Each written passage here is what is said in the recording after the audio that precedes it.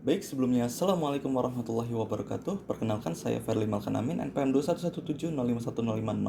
Pada kesempatan kali ini saya akan menjelaskan mengenai mesin Turing. Yang pertama adalah sejarah mesin Turing. Diusulkan pada tahun 1936 oleh Alan Turing, seorang matematikawan Inggris sebagai model matematis sederhana dari sebuah komputer. Meskipun sederhana, mesin Turing memiliki kemampuan untuk menggambarkan perilaku komputer general purpose.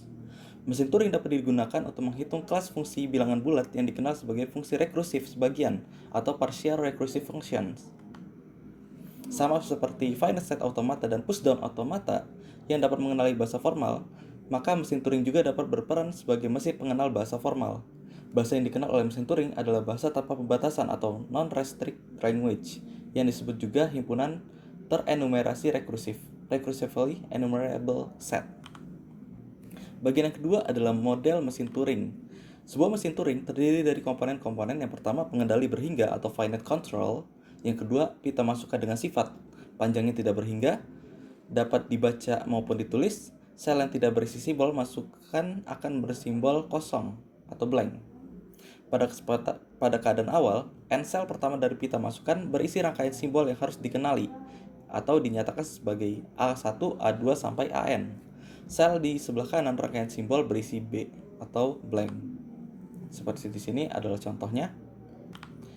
Di sini ada perbedaan mesin Turing dengan FSA dan PDA. FSA dan PDA, pita masukannya hanya dapat dibaca, sedangkan mesin Turing, pita masukin atau masukan dapat dibaca dan ditulis.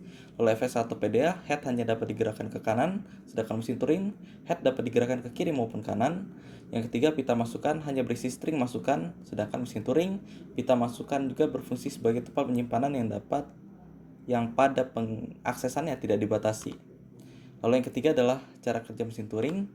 Cara kerjanya adalah untuk mengenali bahasa L dinyatakan dengan algoritma berikut. Yang pertama, ganti simbol 0 paling kiri dengan simbol X, gunakan head ke kanan hingga dijumpai simbol 1, ganti simbol 1 paling kiri dengan simbol Y, gerakan head ke kiri hingga dijumpai simbol X. Yang kelima, geser head ke kanan akan diperoleh 0 paling kiri, dan yang keenam kembali ke angka 1.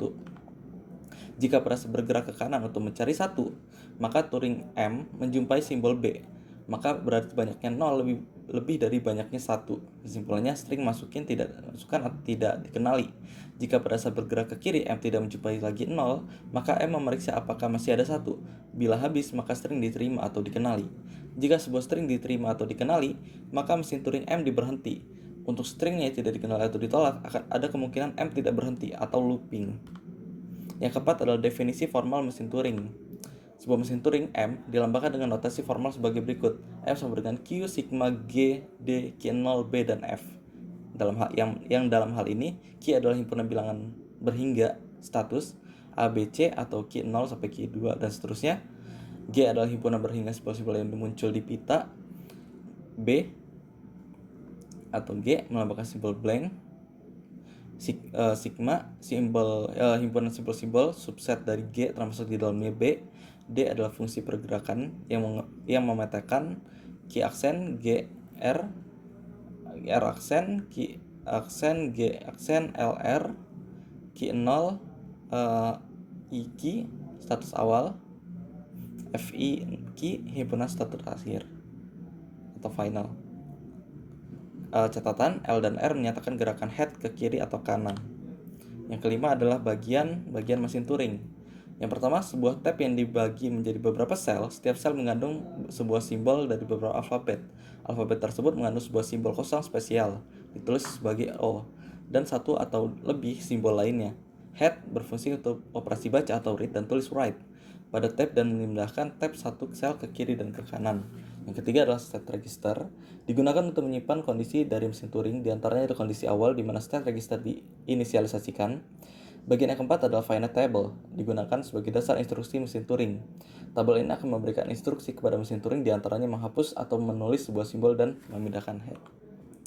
Oke, mungkin sekian saja yang dapat saya bawakan pada pertemuan kali ini. Semoga apa yang saya bawakan dapat bermanfaat untuk perkuliahan kita. Mungkin sekian dari saya. Wabillahi taufiq wal hidayah. Wassalamualaikum warahmatullahi wabarakatuh.